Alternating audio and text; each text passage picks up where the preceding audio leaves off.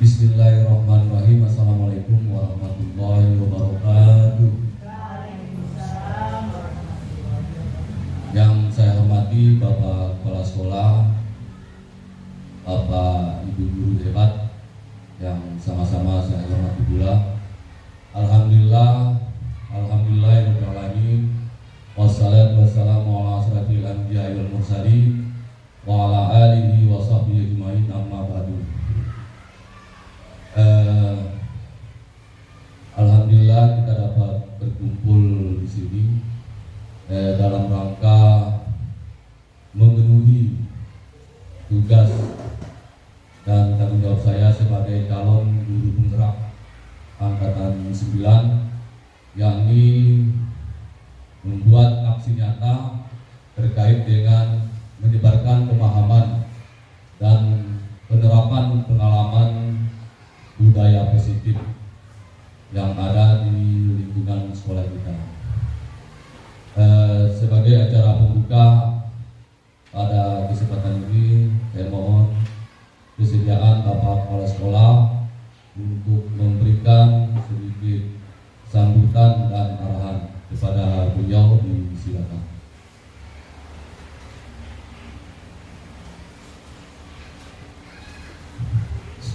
Bismillahirrahmanirrahim. Assalamualaikum warahmatullahi wabarakatuh. Alhamdulillahirabbil alamin. Wassalatu wassalamu ala Rasulillah. Asyhadu an la ilaha illallah wa asyhadu anna Muhammadar Rasulullah. Allahumma shalli ala sayyidina Muhammad wa ala ali sayyidina Muhammad. Yang kami hormati Bapak Sugeng Ansori sebagai calon guru penggerak angkatan 9, Bapak guru hebat yang sama-sama menghormati. Alhamdulillah, puji syukur mari kita panjatkan kehadirat Allah Subhanahu wa taala atas karunia dan rahmatnya, sehingga alhamdulillah pada pagi hari ini kita bisa mengikuti kegiatan yang insyaallah akan disampaikan oleh Bapak Sugeng Ansori tentang menyebarkan pemahaman dan penerapan pengalaman budaya positif. Tentu ini mengarah kepada kegiatan yang kita lakukan setiap hari dalam kegiatan di sekolah yang berhubungan dengan siswa. Makanya kita bisa menerapkan kegiatan seperti itu. Kegiatan itu juga akan disampaikan lebih luas oleh Bapak Sugeng Ansori, bagaimana kita menerapkan budaya positif di sekolah. Jadi harapan kita, mari kita mengikuti kegiatan ini dengan sesama. Ini semata-mata kembali kepada bagaimana kita menerapkan budaya positif di satuan pendidikan yang ada di SD kita ini. Dalam hal ini saya ucapkan banyak terima kasih kepada Bapak Ibu Guru sempat hadir dalam kegiatan ini. Dan mudah-mudahan dengan adanya kegiatan ini bisa menambah ilmu bagaimana menyikapi persoalan, bagaimana menyelesaikan persoalan di tingkat satuan pendidikan yang ada di kita ini. Mungkin itu pengantar dari saya. Mudah-mudahan kita bisa mengikuti dengan seksama dan dapat mendalami pengalaman bagaimana menyelesaikan persoalan siswa, bagaimana menerapkan pengalaman budaya positif di tingkat kelas kita masing-masing. Demikian yang bisa saya sampaikan. Billahi taufiq wal hidayah. Wassalamualaikum warahmatullahi wabarakatuh. Baiklah, Bapak-bapak, Ibu-ibu guru hebat, sebelum saya menyampaikan materi pada kesempatan ini, saya ingin memberikan sedikit pemahaman terkait dengan budaya positif. Ya, jadi budaya positif ini adalah nilai-nilai, keyakinan, kebiasaan yang diterapkan di sekolah. Nah, di sekolah ini tentunya sudah melakukan atau menerapkan budaya positif, ya. Jadi banyak contoh budaya positif yang diterapkan di sekolah ini. Namun apakah penerapannya sudah sesuai dengan nilai-nilai kebajikan, ya,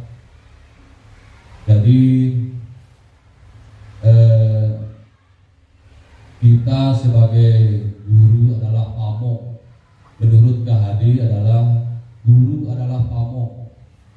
Jadi pamong itu adalah contoh tauladan yang baik yang diberikan oleh atau kepada murid atau siswa kita. Jadi itu pengertian daripada guru. Nah, terkait dengan kurikulum merdeka, jadi sekarang kita sudah menerapkan kurikulum merdeka, ya, pembelajaran paradigma baru pembelajaran, ya. Nah, dulunya kita sebagai guru, ya, kita menginginkan anak seperti apa, ya. Jadi harus mengikuti perintah atau keinginan daripada guru, ya. Itu pembelajaran daripada metode lama. Nah, sekarang kita yang mengikuti keyakinan atau keinginan daripada murid, ya. Jadi kita memenuhi kebutuhan yang ada pada murid. Jadi itu sedikit pemahaman terkait dengan budaya positif dan pembelajaran paradigma baru. Ya. Ya, di sini ada pertanyaan tematik, ya, sebelum kita masuk ke materi. Nah, jadi Bapak Ibu setuju atau tidak setuju terkait dengan pernyataan di bawah ini? Yang pertama, hukuman dapat mendisiplinkan anak.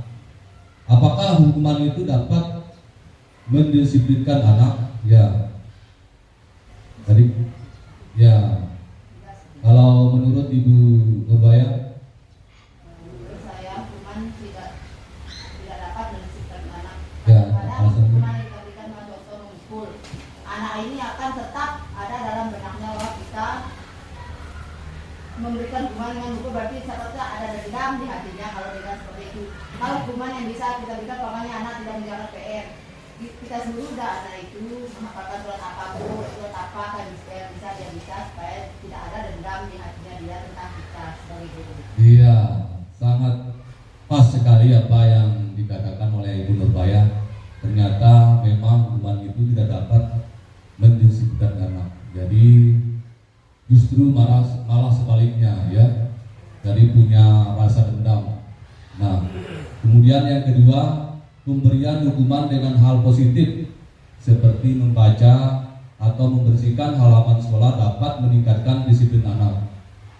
Apakah Bapak Ibu guru setuju tidak dengan pemberian hukuman dengan hal positif seperti membaca atau membersihkan halaman sekolah dapat meningkatkan disiplin anak?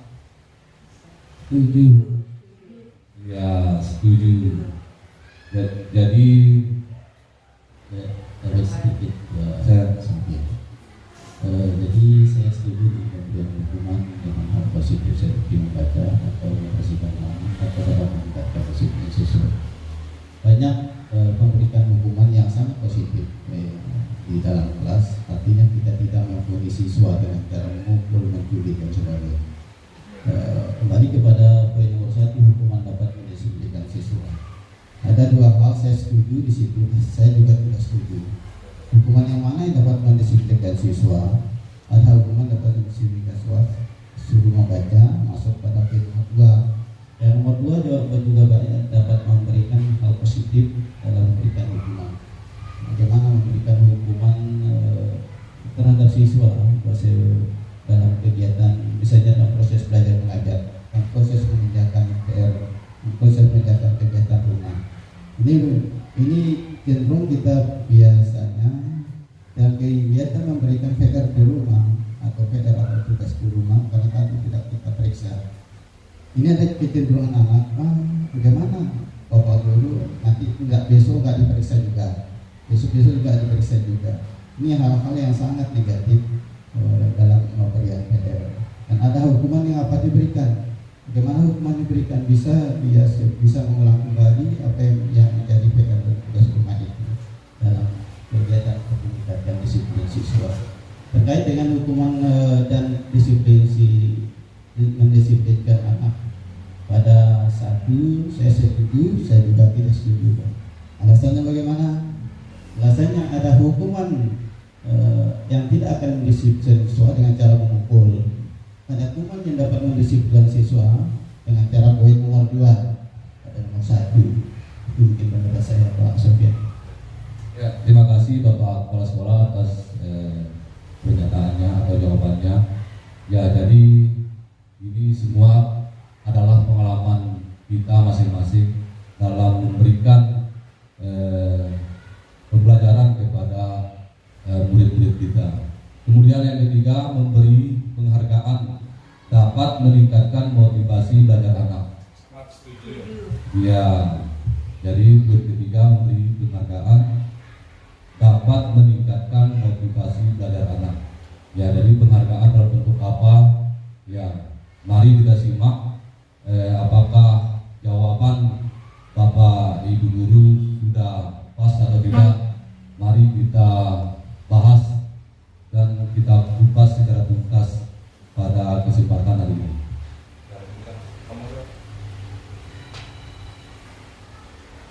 Nah, adapun materi kita pada pagi hari ini, yang pertama adalah disiplin positif dan nilai-nilai kebajikan universal. Nah, kemudian yang kedua, teori motivasi, hukuman dan penghargaan dan restitusi. Jadi apa restitusi nanti kita bahas. Kemudian yang ketiga, keyakinan kelas. Nah, mungkin Bapak Ibu guru baru mendengar keyakinan kelas. Kalau dulunya peraturan kelas, tadi ada perbedaan antara peraturan kelas dan keyakinan kelas. Kemudian yang keempat, kebutuhan dasar manusia dan dunia berkualitas. Kemudian yang kelima, restitusi, 5 posisi kontrol guru yang harus dimiliki. Ada 5 posisi kontrol guru yang harus dimiliki oleh guru. Kemudian yang terakhir, restitusi, segitiga restitusi. Jadi segitiga restitusi ada 3, ya. Nanti kita bahas secara bersama. Ya, lanjut. Yang pertama, disiplin positif dan nilai-nilai kebajikan universal. Nah, perubahan paradigma sudah saya memberikan sedikit pemahaman terkait dengan perubahan paradigma pembelajaran kita pada era ini.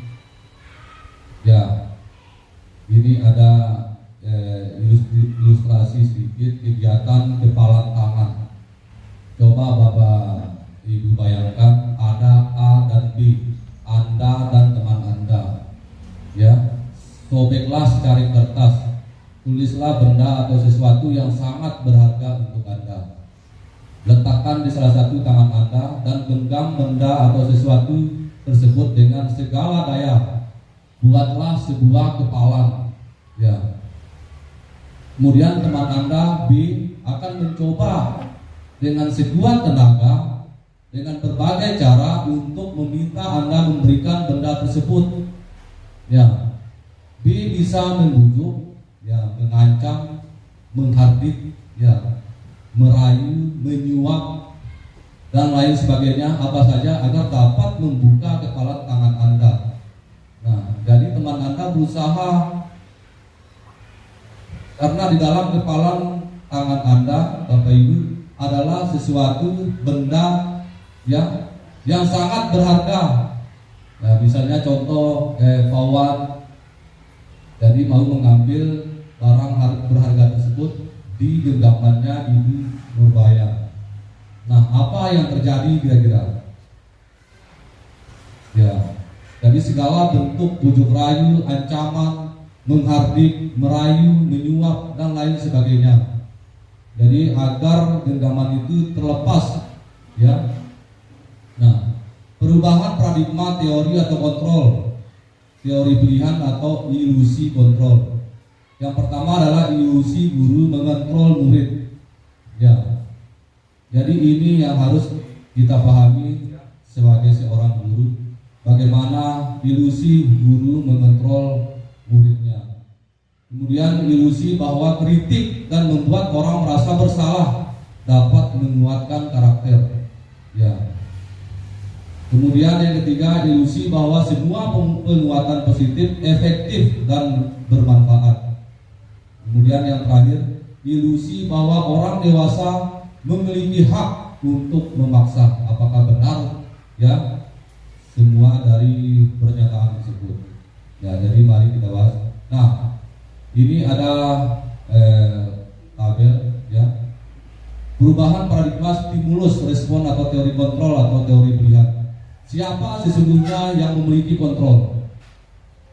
Ya, siapa kira-kira sesungguhnya yang memiliki kontrol? Ya, ya, kira-kira siapa? Yang pertama, teori kontrol pilihan. Kita berusaha memahami pandangan orang lain tentang dunia. Nah, kira-kira stimulus responnya apa? Kemudian semua perilaku memiliki tujuan. Yang ketiga, hanya Anda yang bisa mengontrol diri Anda. Jadi hanya kita yang bisa mengontrol diri kita. Anda tidak bisa mengontrol orang lain. Ya, kita tidak bisa mengontrol orang lain. Kolaborasi dan konsensus menciptakan pilihan-pilihan baru.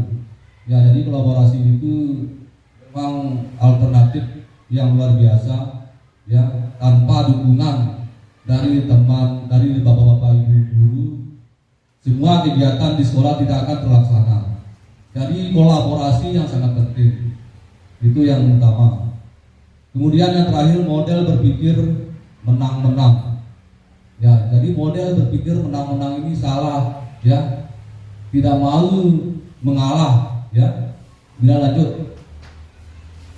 Nah, disiplin positif teori kontrol menurut Dr. William Glasser. Anda tidak bisa mengontrol orang lain, hanya Anda yang bisa mengontrol dari diri Anda. Jadi makna disiplin belajar kontrol diri dengan menggali potensi kita agar tercapai tujuan mulia, yaitu sesuatu yang menjadi seseorang yang kita inginkan berdasarkan nilai-nilai yang kita hargai. Kemudian yang kedua, semua perilaku memiliki tujuan. Nah, ini adalah teori motivasi. Yang pertama untuk menghindari hukuman, kemudian yang kedua untuk mendapatkan imbalan. Kemudian yang ketiga untuk menghargai diri sendiri. Jadi ada dua ini motivasi ya, teori motivasi ekstrinsik dan motivasi intrinsik ya, nilai-nilai kebajikan universal. Kemudian yang terakhir adalah keyakinan kelas. Nah, adapun model berpikir menang-menang ya, kolaborasi dan konsensus menciptakan pilihan-pilihan baru.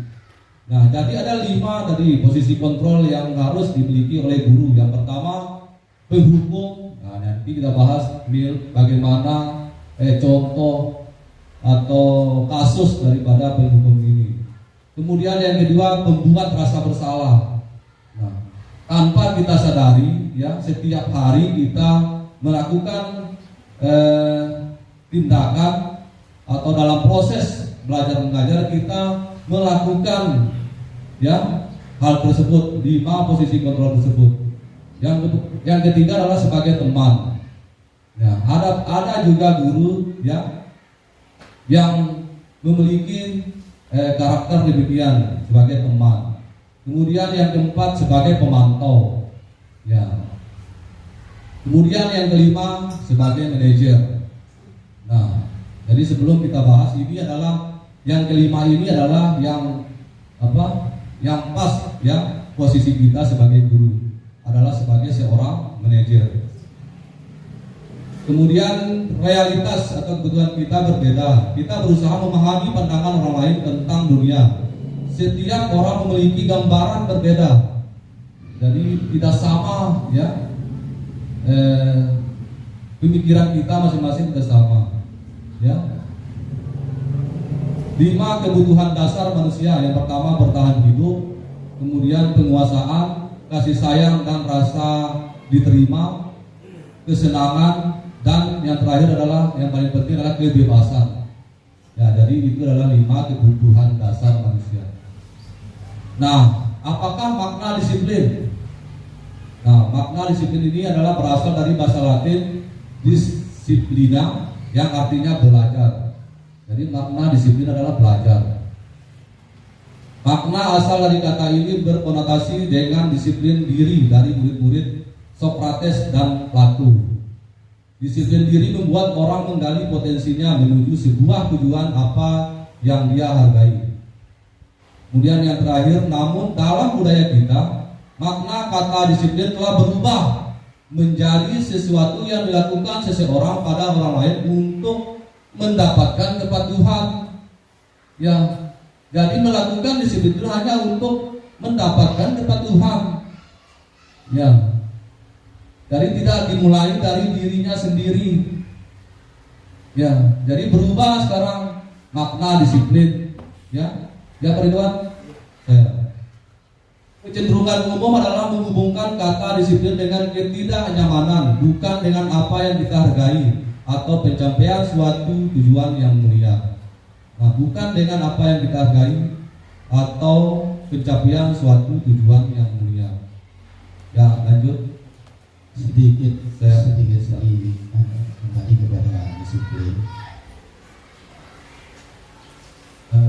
Tentang disiplin tadi adalah disiplina atau belajar dalam arti dari disiplin dari bahasa Latin.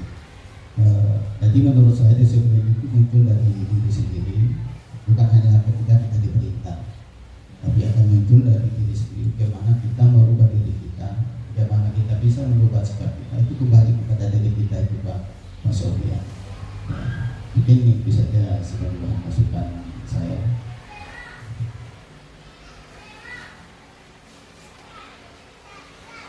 Nah, kita lanjut. Nilai-nilai kebajikan universal. Nilai-nilai kebajikan adalah sifat-sifat positif manusia yang merupakan tujuan mulia yang ingin dicapai setiap individu. Nah, nilai-nilai tersebut bersifat universal dan lintas bahasa, suku, bangsa, agama maupun latar belakang. Jadi ada yang pertama, setiap perilaku atau perbuatan memiliki suatu tujuan. Kemudian yang kedua, dengan mengaitkan nilai-nilai kebajikan yang diyakini seseorang, maka motivasi intrinsiknya akan terbangun, sehingga menggerakkan motivasi dari dalam untuk dapat mencapai tujuan mulia yang diinginkan. Kemudian yang ketiga, nilai-nilai kebajikan yang ingin dicapai oleh setiap anak Indonesia kita kenal dengan profil pelajar Pancasila. Mungkin ini sering kita dengar, ya. Ada 6 dimensi profil pelajar Pancasila. Yang pertama, beriman, bertakwa kepada Tuhan Yang Maha Esa dan berakhlak mulia. Kemudian mandiri, bernalar kritis, berkebinekaan global, bergotong royong dan kreatif. Jadi ada hubungannya semua itu ya dengan nilai-nilai kebajikan universal dan profil pelajar Pancasila. Ya, kita lanjut. Teori motivasi, hukuman dan penghargaan dan restitusi. Ya. Teori motivasi perilaku manusia. Yang pertama, untuk menghindari ketidaknyamanan atau hukuman. Apa yang akan terjadi apabila saya tidak melakukannya? Jadi akan muncul pertanyaan, ya. Ini termasuk motivasi eksternal. Nah, dari luar ini, motivasi dari luar. Apa yang akan terjadi apabila saya tidak melakukannya? Jadi kita harus bertanya, ya, dalam diri kita. Kemudian yang kedua, untuk mendapatkan imbalan dari orang lain atau institusi, motivasi eksternal juga ini. Apa yang akan saya dapatkan apabila saya melakukannya? Ya.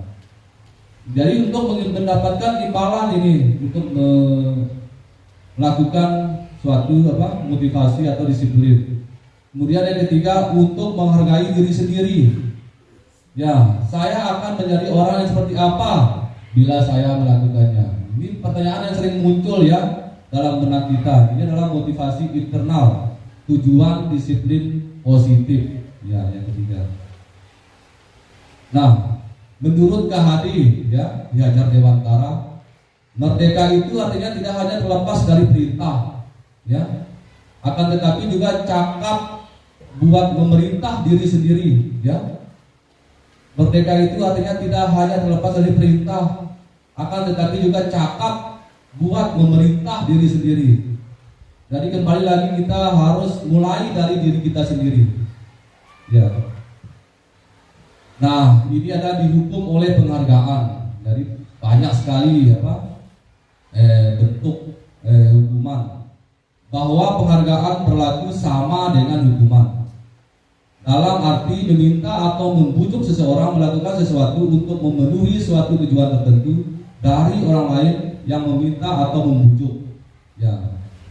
Dorongannya eksternal dan akan ada faktor ketergantungan. Beberapa dampak dari pemberian penghargaan. Yang pertama, pengaruh jangka pendek dan jangka panjang. Jadi ada pengaruh jangka pendek dan jangka panjang. Kemudian penghargaan menghukum. Kemudian penghargaan mengurangi kecepatan. Yang keempat, penghargaan tidak efektif. Kemudian yang terakhir, penghargaan merusak hubungan. Ya. Jadi itu adalah pengaruh daripada penghargaan. Dihukum oleh penghargaan. Penghargaan menurunkan kualitas. Jadi penghargaan ini juga tidak selalu kita memberikan penghargaan. Ya, penghargaan menurunkan kualitas. Kemudian penghargaan mematikan kreativitas. Penghargaan mengurangi motivasi intrinsik dalam diri. Ya. Lanjut. Bentuk program kebajikan atau apresiasi. Dalam memberikan apresiasi atau pengakuan perlu diingat beberapa hal. Jadi harus diingat beberapa hal. Yang pertama, beri pengakuan secara khusus. Nah, kemudian yang kedua, beri pengakuan secara pribadi. Kemudian yang ketiga, beri pengakuan kepada semua murid atau bergantian. Jadi dalam memberikan pengakuan kepada murid kita, jangan selalu satu orang atau dua orang. Berikan pengakuan kepada murid kita secara bergantian. Kalau ada 30 siswa berarti 30 bentuk penghargaan yang kita berikan secara bergantian. Ya, secara keseluruhan. Kemudian beri pengakuan secara konsisten. Jangan tahun ini kita beri pengakuan, tahun depan tidak. Ya. Kemudian yang terakhir, fokus pada suatu proses. Sedikit. Jadi kita masih buta dengan cara memberikan dukungan pada siswa. Salah saya lepas akan memberikan hadiah permen biasa. Oh, ini saya kasih permen, tapi kadang-kala saya lupa kasih permen. Itu akan menjadi kendala besar bagi kita. Kalaupun kita kasih, pasti ada juga masalah kepada tagihan-tagihan yang akan siswa tuntut pada kita. Jadi apa yang disampaikan oleh Rasulullah tentang hukuman memberikan hadiah itu kita harus hindari sesuai dengan teori yang disampaikan. Jadi masalah hukuman yang diberikan itu adalah hukuman yang dapat memberikan pujian kepada siswa secara keseluruhan. Itu pernah saya terapkan di olahraga biasa ya. Apalagi di kelas 1. Kelas 1 mana walaupun tidak tahu sangat luar biasa. Jempol sangat luar biasa. Kita bangkitkan semangat dengan pujian-pujian itu sehingga siswa itu ada tidak merasa iri dan iri hati dan sebagainya. Ada artinya ada pujian secara keseluruhan, pujian secara bersama, secara klasikal. Itu yang mungkin bisa kita sampaikan. Terima kasih Pak. Terima kasih Pak Kepala Sekolah. Kemudian contoh pengakuan atau apresiasi kebajikan. Nah, di sini ada contoh pengakuan atau apresiasi kebajikan. Mungkin yang pernah kita lakukan kepada murid kita.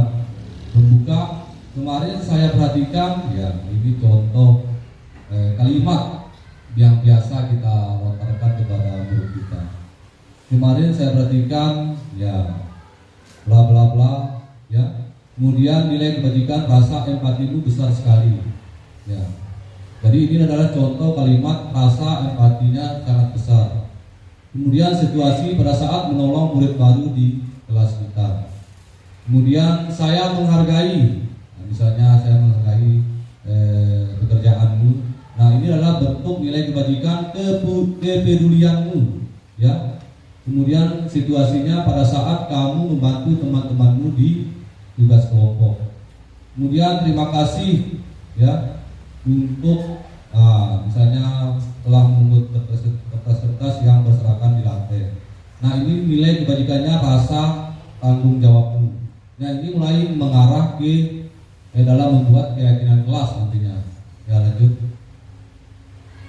Nah, tugas perbedaan hukuman dan konsekuensi. Nah, jadi ada dua antara hukuman dan konsekuensi.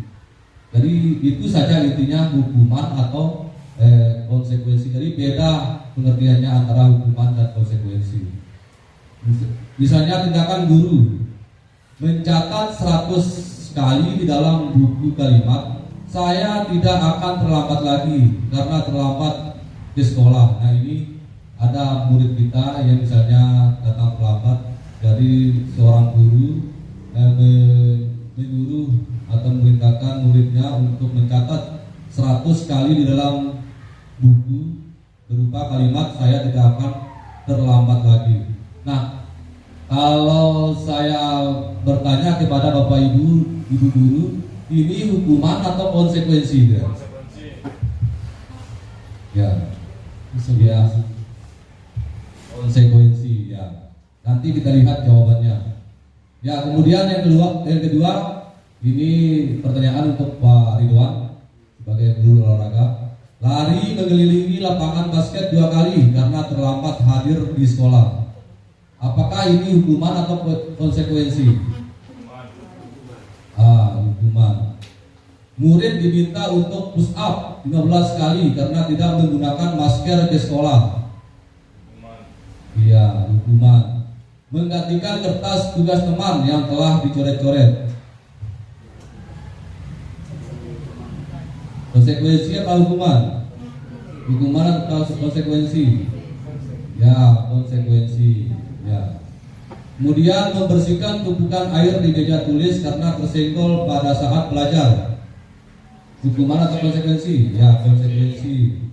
Murid disuruh untuk tidak mengenakan sepatu seharian di sekolah karena tidak mengenakan sepatu hitam.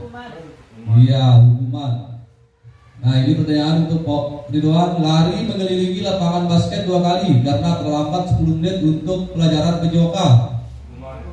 Hukuman ke? Konsekuensi itu kawan. Kalau pelajaran olahraga. Ya, next. Inilah jawabannya. Ya.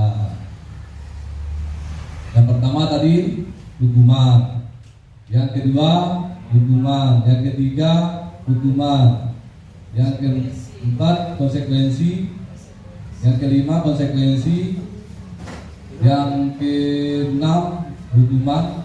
Yang terakhir konsekuensi. Jadi hukuman tadi dari dalam konsekuensi yang terakhir. Ya, lanjut. Kembali bilang dari tindakan yang dilaksanakan guru ada hukuman dan ada konsekuensi. Jadi di situ ada berapa contoh. Ada hukuman lari mengelilingi lapangan 2 kali karena terlambat hadir di sekolah. Sementara di atas itu kita dilarang memberikan hukuman pada siswa, memberikan hukuman. Hukuman itu kan ada hukuman yang positif, ada hukuman yang negatif. Ya. Ini ada hukuman yang negatif. Nah, dampaknya kepada siapa? Dampaknya pada siswa sendiri. Jika kita memberikan hukuman kepada siswa, misalnya kelas 6 atau SMP, akan dia merasa malu kalau dia memberikan hukuman. Ada rasa dendam di satu saat di siswa itu sendiri. Coba kamu push up 10 kali, coba kamu lari 2 kali, coba kamu lari 4 kali. Ada hukuman-hukuman positif di situ. Misalnya siswa kalau salah, nanti kalau yang salah pilih sampah. Hitungnya sampah berapa? Hitung sampah itu yang 5. Misalnya kita pilih hukuman, ambil sampah sama 5. Itu sangat luar biasa. Hitung 1, 2, 3, 4, 5. Itu sudah masuk numerasi. Literasinya apa? Coba hitung, jumlahkan numerasi kan, jumlahkan. Kita beri hukuman seperti itu. Nanti kalau di dalam kelas kita suruh hafal ayat Quran, itu positif. Sebab kembali kepada awal tadi, hukuman yang diberikan ada yang positif pada ibu. Nah, ini cuma contoh saja. Tapi jangan berikan hukuman seperti ini pada siswa. Kalaupun ada konsekuensinya apa, hukumannya apa. Kalaupun ada catatan kita sudah tidak ada 10 kali, 100 kali kan sudah dicatat di buku, saya tidak akan melakukan terlambat atau saya tidak akan terlambat lagi. Kita beri hukuman lari kalau terlambat itu kayak nggak etis, Pak. Lalu kita kembali ke bawah. Terima kasih, Pak. Iya. Ya, perbedaan hukuman dan konsekuensi ya. Jadi hukuman itu sesuatu yang menyakitkan harus terjadi. Sementara konsekuensi adalah sesuatu harus terjadi. Ya, jadi itu perbedaannya. Kemudian yang kedua, membuat anak sakit fisik maupun hati untuk jangka waktu lama. Di dalam hukuman ini, saya ya betul apa yang dikatakan oleh Bapak Kepala Sekolah. Kemudian konsekuensi membuat anak merasa tidak nyaman dalam waktu jangka pendek. Jadi sama-sama ini ya, sama-sama tidak nyaman antara hukuman dan konsekuensi. Kemudian yang ketiga, anak membenci kedisiplinan. Kemudian kalau konsekuensi, anak menghargai disiplin. Ya, jadi ada letak perbedaan membenci dan menghargai. Kalau hukuman membenci, kalau konsekuensi menghargai.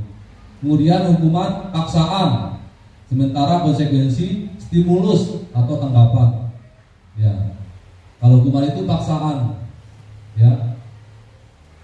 Kemudian mendorong anak menyakiti diri sendiri. Ya, ini hukuman ini. Mendorong anak ya menyakiti dirinya sendiri.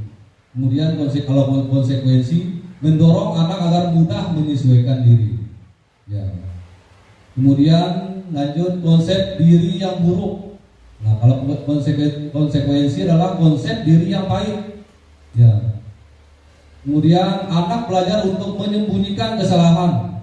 Ya, kalau kita sering memberikan hukuman, anak belajar, jadi sudah belajar menyembunyikan kesalahannya. Kemudian konsekuensi, anak belajar untuk mematuhi peraturan. Ya. Kemudian yang terakhir ini yang marah, rasa bersalah, dipermalukan, merasa tak dihargai. Nah, kemudian kalau konsekuensi, kehilangan hak, dibuat tidak nyaman, diasingkan untuk sementara atau tim off. Arti dari kedua poin itu yang kita gunakan adalah konsekuensi, bukan sebuah hukuman. Nanti konsepsinya kita pakai bukan sebuah. Bagaimana kita juga bisa membuat konsekuensinya, arti deskripsinya bagaimana bentuknya, kalau hubungan bagaimana bentuknya sudah dijelaskan pertama, supaya kita bisa mengerti bagaimana kita menyusun instrumen. Tapi betul apa yang dikatakan Bayan, hukuman itu tidak baik untuk diberikan kepada siswa, tapi konsekuensi yang terbaik untuk diberikan siswa rata-rata itu bersifat positif. Tapi ada juga bentuk konsekuensinya, ya. Kemudian lanjut, apa itu restitusi? Nah, mungkin dalam hati Bapak Ibu Guru, apa itu restitusi?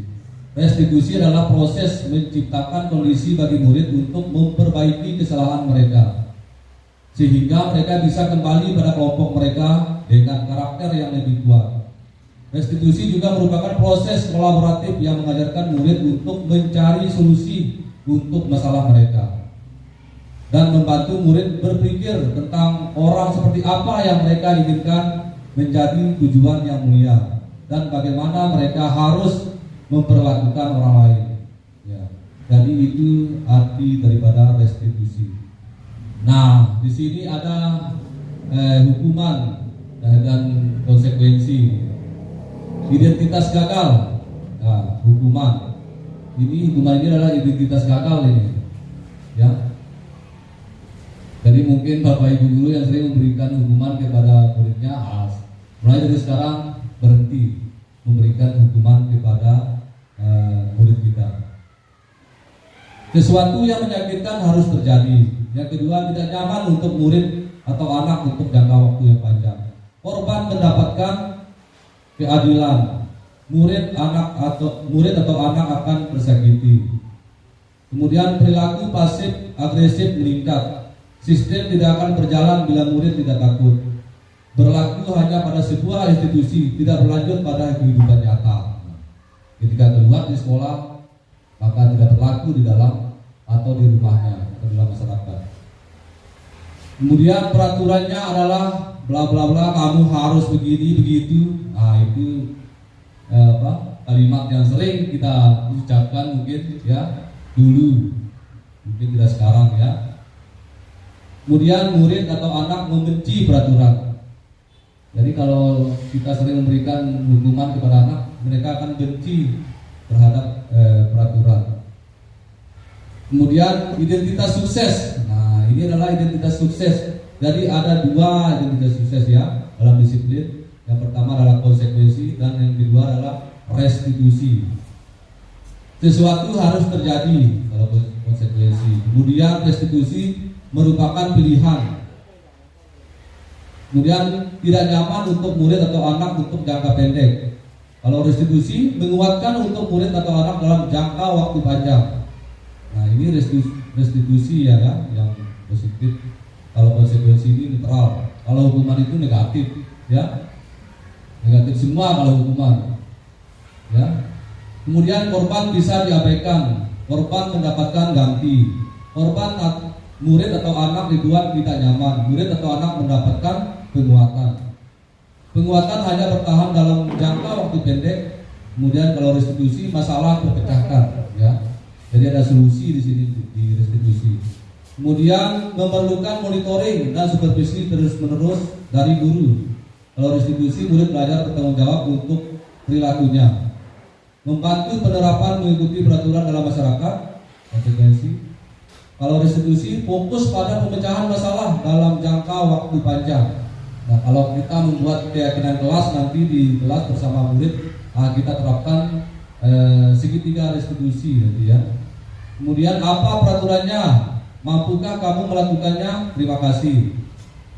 Kemudian kalau kalimat restitusi, apa yang kamu yakini? Ya, kita ganti apa peraturannya dengan apa yang kamu yakini, sesuai dengan keyakinan kelas yang telah dibuat. Kemudian kalimat kedua, apa yang bisa kamu lakukan untuk memperbaiki masalah ini? Jadi bersama murid kita memecahkan masalah. Jadi ada solusi di situ.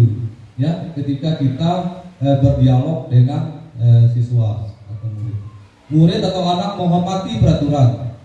Kalau restitusi, murid atau anak menghormati dirinya dan orang lain. Ya. Kalau konsekuensi ini hanya menghormati peraturan. Kalau restitusi, anak menghormati dirinya dan orang lain. Ya, lanjut. Nah, ada 9 ciri-ciri restitusi. Yang pertama, bukan untuk menebus kesalahan, namun untuk belajar dari kesalahan. Yang kedua, memperbaiki hubungan. Yang ketiga, tawaran bukan paksaan. Yang keempat, restitusi menuntun untuk melihat ke dalam diri. Yang kelima, restitusi mencari kebutuhan dasar yang mendasar tindakan. Yang keenam, restitusi diri adalah cara yang paling baik. Kemudian yang ketujuh, restitusi fokus pada karakter, bukan tindakan. Jadi fokus pada karakter, bukan tindakan. Ya. Yang kedelapan, restitusi fokus pada solusi. Ya. Ini untuk mencari solusi kalau di restitusi ini. Ya, kalau konsekuensi tidak, ya, hanya fokus pada peraturan. Kemudian yang terakhir, restitusi mengembalikan murid yang berbuat salah pada kelompoknya. Nah, jadi kalau ada murid yang berbuat salah dikembalikan kepada kelompoknya. Ya, lanjut yang ketiga, keyakinan kelas. Mengapa tidak peraturan saja? Mengapa harus keyakinan kelas? Nah, kira-kira Bapak Ibu guru ada yang tahu tidak apa perbedaan peraturan dan keyakinan kelas?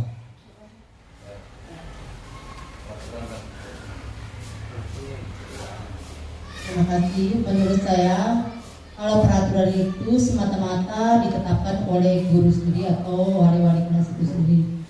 Kalau keyakinan kelas itu dibuat oleh semua siswa dan kesepakatan mereka itu diminta kepada wali kelas untuk apa memang betul ini bisa disetujui atau tidak. Jadi betul-betul memang dari siswa itu sendiri. Konsekuensinya kan dia sendiri yang akan tanggung.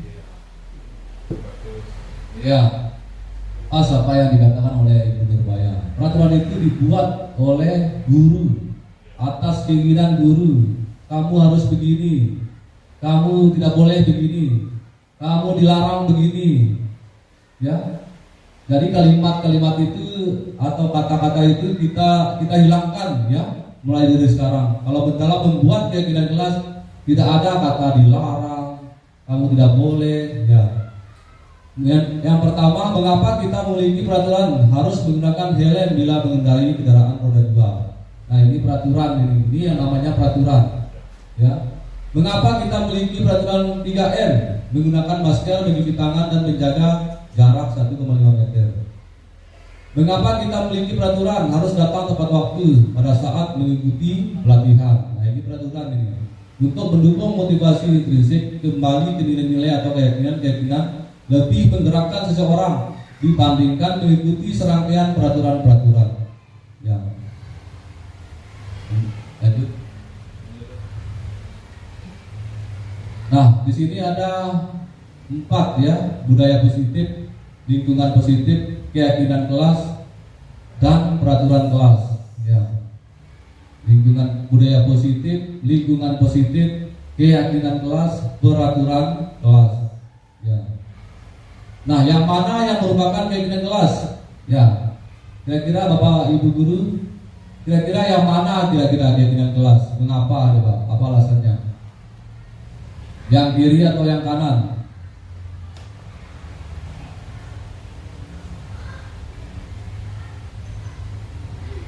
Ya, di situ ada TK Dharma Wanita Persatuan.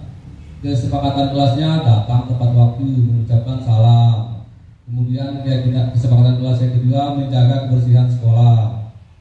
Yang keempat berdoa sebelum dan sesudah kegiatan. Yang kelima aktif dalam pembelajaran. Dan terakhir adalah tertib. Nah, kemudian di sebelah kanan kami guru dan murid yang saling menyayangi. Kesepakatan kelasnya. Kemudian yang B, kami murid yang semangat belajar. Kemudian yang C, kami murid yang peduli dengan teman-teman. Kira-kira yang mana kira-kira keyakinan kelas? Yang sebelah kiri. Dari sini sebelah kiri. Tadi TK Dharma Wanita Persatuan. Ya. Ya. Kalau yang sebelah kanan berarti Kesepakatan kelas. kesepakatan. Kami guru dan murid yang saling menyayangi. Ya. Ya. Jadi keyakinan kelas itu yang sebelah kanan ya. Ya, kesepakatan kelas. Kegiatan pendalaman keyakinan kelas, tak ada tabel T dan Y. Ya, lanjut. Ya. Nah, ini ada tabel T dan Y. Hormat, ya, terdengar, berperilaku. Ya. Kalau terdengar satu orang berbicara, yuk saya bantu. Ya, yang terdengar ini kita bisa selesaikan ini bersama-sama. Terima, tolong ya, permisi, boleh saya pinjam, nanti akan segera saya kembalikan. Itu kalimat yang terdengar ya. Kemudian yang terlihat, bersimpati terhadap perasaan orang lain ya. Memegang barang milik orang lain hanya dengan keinginannya ya. Kemudian mendengarkan dengan seksama, senantiasa berbuat baik. Kemudian yang terakhir adalah berbagi. Kemudian yang terakhir berperilaku, tersenyum, ramah, memberikan salam hormat, berjabat tangan, romantis gitu. Meletakkan tangan di dada, memberikan ruang bekerja, kemudian postur tubuh yang tenang. Nah, kemudian juga ada tabel di situ, ya, tabel T, hormat, tanpa seperti dan tidak tanpa seperti. Nah, datang tepat waktu. Nah, kalimatnya sering hadir terlambat. Menyapa teman dan guru setiap hari, tak acuh kepada teman dan guru. Kemudian yang ketiga, mengembalikan barang teman yang telah dipinjam dan mengucapkan terima kasih.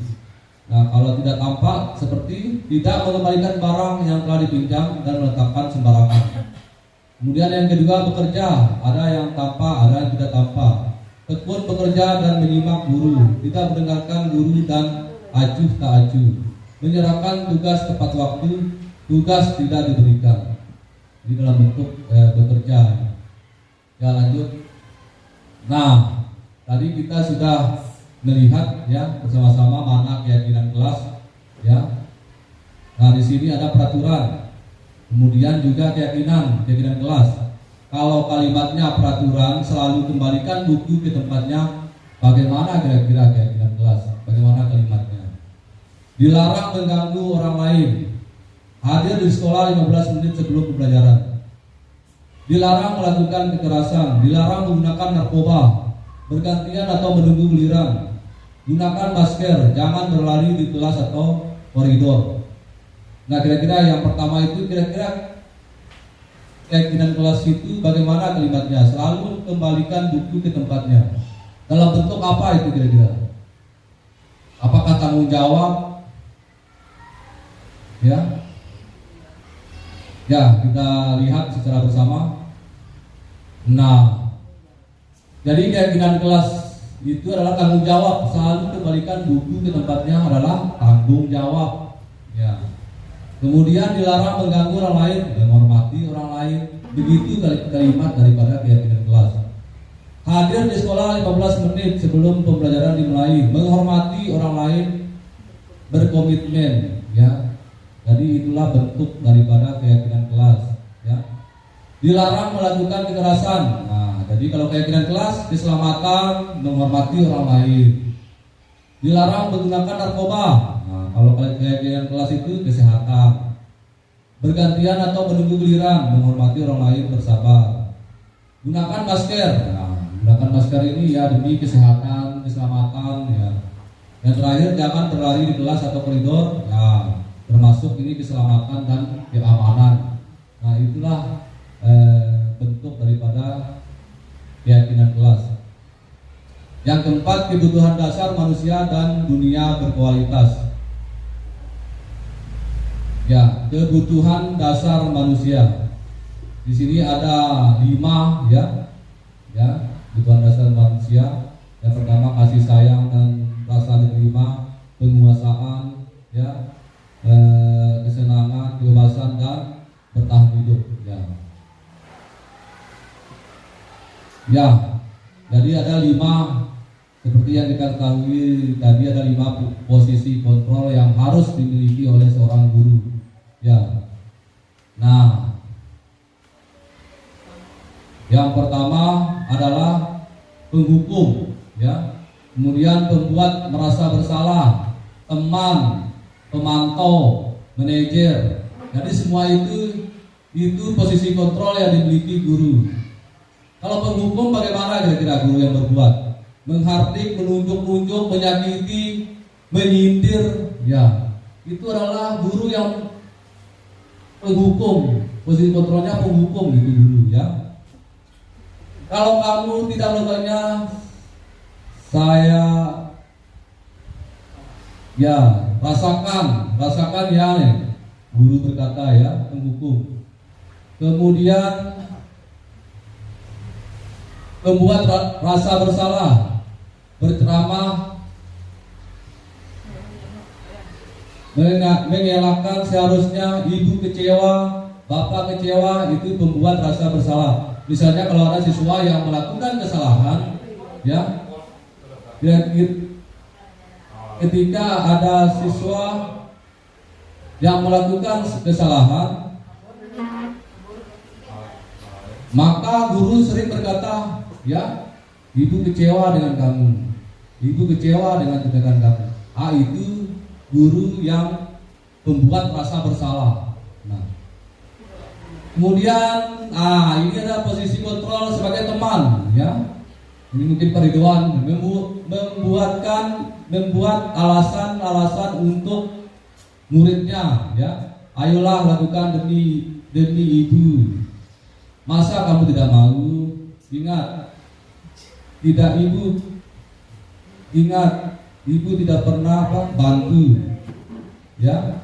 Kemudian pemantau, sebagai pemantau menghitung dan mengukur, ya. Apa peraturannya, ya? Itu pemantau, itu kalimat yang sering dikeluarkan oleh pemantau. Nah, kemudian yang terakhir adalah manajer, mengajukan pertanyaan-pertanyaan. Apa yang kita yakini, apa yang bisa kau kerjakan untuk memperbaiki masalah ini. Nah, ini posisi kontrol yang harus dimiliki oleh guru. Jadi posisi manajer, ya, adalah yang paling baik untuk kita terapkan di sekolah, ya, ataupun di dalam kelas. Ya, lanjut. Nah, pernyataan, ya, saya kecewa sekali dengan kamu. Kira-kira termasuk apa itu Ningsih? Posisi kontrol, kira-kira kalau kalimatnya saya kecewa sekali dengan kamu. Sebagai apa kira-kira? Teman, pemantau, manajer, penghukum, ya, penghukum kira-kira, atau merasa bersalah, ya, membuat merasa bersalah itu, ya.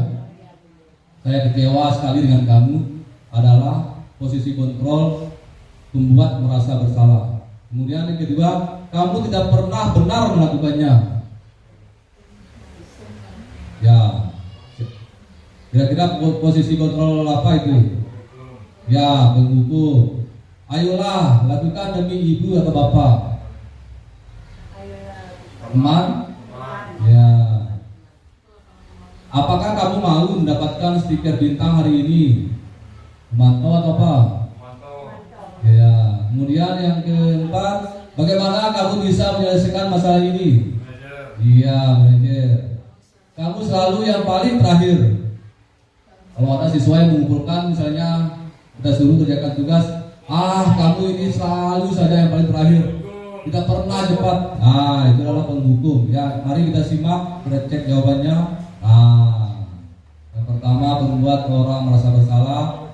Kemudian penghukum, teman, memantau, ya, pas manajer, ya, penghukum, ya. Ya, bergerak antara peraturan pemantau atau konsekuensi atau hadiah, ya. Nilai-nilai manajer memperbaikinya, ya. Jadi ada dua kita dalam melakukan yang bergerak antara peraturan pemantau, konsekuensi atau hadiah, nilai-nilai manajer memperbaikinya, ya.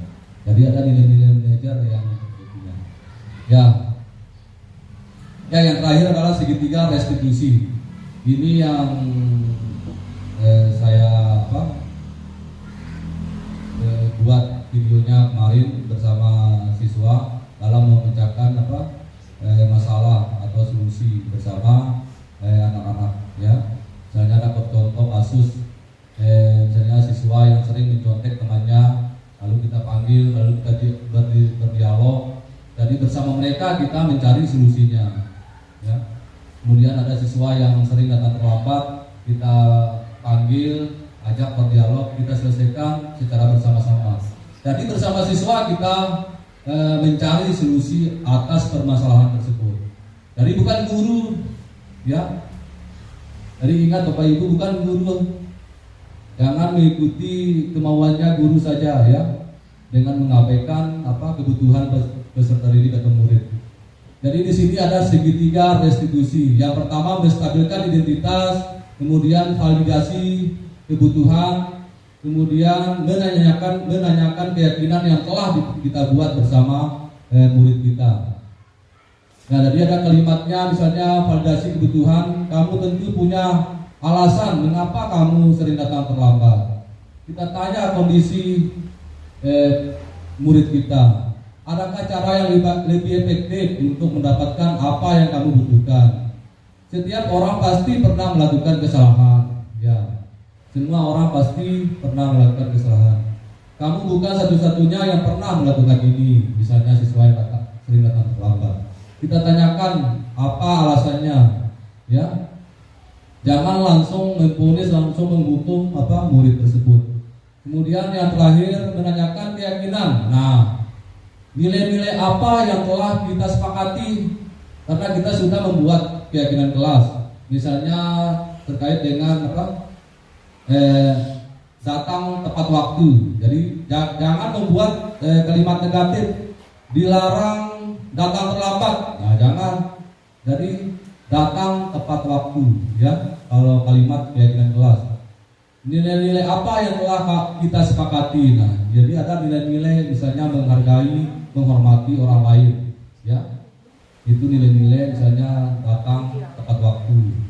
Kemudian kamu ingin, ya kembali, kamu ingin menjadi orang seperti apa?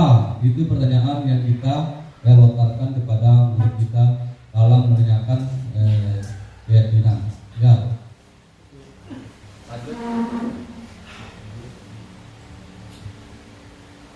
Nah, untuk membuat anak yang merasa gagal karena berbuat salah menjadi positif terhadap dirinya. Jadi ini adalah contoh, ya, kalimat yang menstabilkan identitas, ya. Guru berkata, berbuat salah itu hal yang manusiawi. Tidak ada manusia yang sempurna. Bapak ibu juga buat salah. Kita pasti bisa menyelesaikan permasalahan ini. Bapak ibu tidak tertarik untuk mencari tahu siapa yang benar, siapa yang salah. Bapak ibu lebih tertarik untuk menyelesaikan masalah ini. Kalau kamu menyalahkan dirimu sendiri terus-menerus, apakah kamu bersikap baik pada dirimu sendiri? Ya, itu adalah contoh kalimat ketika melakukan dialog dengan murid kita. Yang kedua adalah validasi kebutuhan, membantu murid mengenali basic kebutuhan dasar yang ingin terpenuhi ketika melakukan kesalahan itu. Pada dasarnya setiap tindakan manusia tujuannya adalah memenuhi kebutuhan dasar. Apakah itu penguasaan, kebebasan, kasih sayang dan rasa diterima, kesenangan atau bertahan hidup. Guru berkata, kamu bisa saja melakukan hal yang lebih buruk, tapi kamu tidak melakukannya. Misalnya ada siswa yang diganggu oleh temannya, kemudian dibalas dengan perlakuan yang kasar atau sebagainya dan lain sebagainya.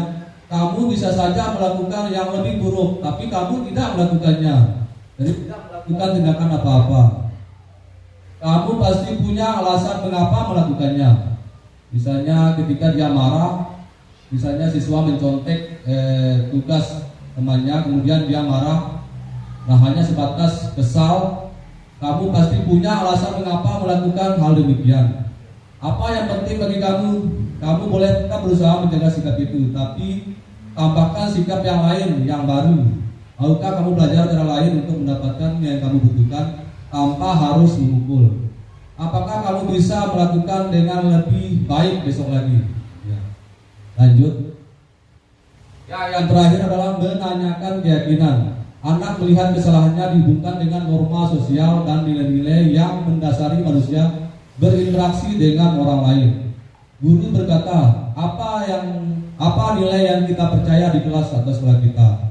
Nilai-nilai universal apa yang telah kita sepakati? Kelas yang ideal itu seperti apa sih? Kamu ingin jadi anak seperti apa? Apa yang kamu rasakan ketika kamu melakukan itu? Kamu menjadi orang yang seperti apa? Itu adalah kalimat-kalimat yang kita lontarkan kepada murid kita ketika kita berdialog atau menanyakan keyakinan. Ya. Jadi mungkin itu saja, ya, Bapak Ibu Guru, terima kasih atas kerjasama dan perhatiannya. Mungkin kepada Bapak Kepala Sekolah mungkin ada pernyataan ya dari materi apa yang telah saya sampaikan. Terima kasih. Assalamualaikum warahmatullahi wabarakatuh. Terima kasih kepada Pak Sofyan Asari yang telah menyampaikan beberapa materi tentang penyebaran pemahaman dan penerapan pengalaman budaya positif. Itu berbagi kepada materi yang kita terima tadi, itu sangat luar biasa dan sangat positif buat kita dalam kegiatan proses belajar di sekolah, baik sebelum masuk maupun sebelum datang ke sekolah. Itu sangat luar biasa. Sampai di rumah itu juga kita bisa laksanakan hal-hal seperti itu. Nanti jangan mempunyai siswa. Ada contoh yang kemarin saya tangani, Ihsan, bukan kamu mencuri, tapi kamu lupa akan dirimu. Nanti setan itu tetap mengikuti kita. Saya juga ada setan gitu kan, saya bilang gitu kan. Bukan kamu mencuri, tapi kamu lupa, mungkin kamu lupa dengan keadaan itu. Itu hal-hal yang sangat positif. Jangan memponis sekali-kali kita memponis sesuatu. Kamu mencuri, kamu ini. Ini adalah pengalaman pertama kita terima materi yang sangat luar biasa dan mungkin ini akan. Assalamualaikum warahmatullahi wabarakatuh. Waalaikumsalam warahmatullahi wabarakatuh. Selamat pagi semuanya. Pagi. Gimana kabarnya anak-anak? Baik ya, kita mulai hari ini kita akan membuat ya keyakinan kelas ya atau kesepakatan kelas. Ya kemarin kita sudah membuat peraturan kelas ya. Apa bedanya kira-kira kalau peraturan kelas dan keyakinan kelas? Kalau peraturan kelas kayak gimana? Kemudian keyakinan kelas atau kesepakatan kelas kayak gimana? Apa beda kira-kira? Apa bedanya? Ya peraturan. Kalau lain, ya kalau peraturan sama keyakinan kelas itu lain. Apa bedanya kira-kira? Peraturan. Ya kalau peraturan itu dibuat oleh guru ya sesuai dengan keyakinan atau keinginan gurunya ya. Itu bedanya. Kalau keyakinan kalian yang buat ya, kita semua yang buat, kita semua yang menyepakatinya ya. Itulah perbedaannya. Ya kalau peraturan itu dibuat oleh guru, kamu tidak boleh begini, kamu dilarang begini, kamu harus begini. Itu peraturan kelas yang dibuat oleh guru. Jadi harus satu orang yang buat. Nah kalau keyakinan itu tidak boleh kata-kata dilarang, tidak boleh kata-kata kamu tidak boleh begini. Jadi tidak bisa kata dilarang, tidak boleh ya. Ya misalnya kita buat keyakinan kelas tidak boleh mencontek temannya. Jadi kita tidak boleh menggunakan kalimat tidak boleh ya, dilarang mencontek. Kita tidak boleh menggunakan kata tersebut. Ya. Harus ada nilai-nilai ya. Nilai-nilai kebajikan dalam membuat suatu keyakinan kelas. Misalnya nilai saling menghargai dan menghormati ya. Makanya kalau kita buat keyakinan kelas tidak boleh mencontek temannya pada saat ulangan ya. Berarti itu nilai kejujuran ya. Kita harus jujur pada saat diikuti ulangan atau ujian ya. Kemudian kalau datang terlambat ya ke sekolah, kita tidak boleh datang terlambat ke sekolah, dilarang datang terlambat. Tidak boleh menggunakan kalimat demikian. Harus menggunakan datang tepat waktu, ya. Misalnya jam berapa kalian sepakati nanti, ya, dan lain sebagainya, ya. Makanya nanti kita buat keyakinan kelas atau kesepakatan kelas. Kalian tulis nanti ya, kemudian kalian tempel di papan tulis, ya. Jadi tidak boleh menggunakan kata negatif ya. Misalnya dilarang begini, dilarang begitu. Kemudian tidak boleh begini, tidak boleh begitu ya.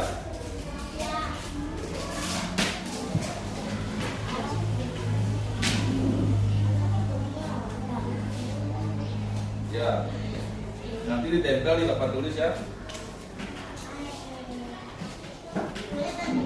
Ya, tulis di kertas.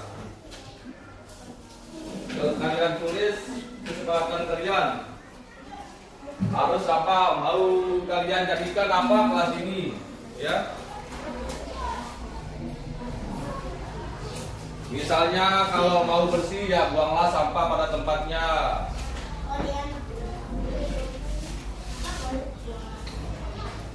Tulis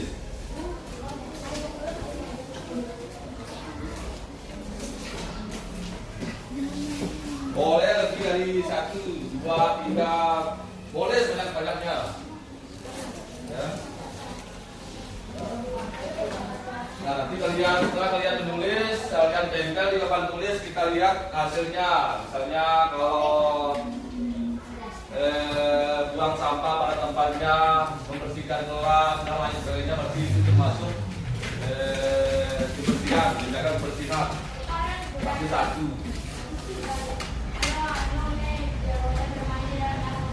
Iya, boleh.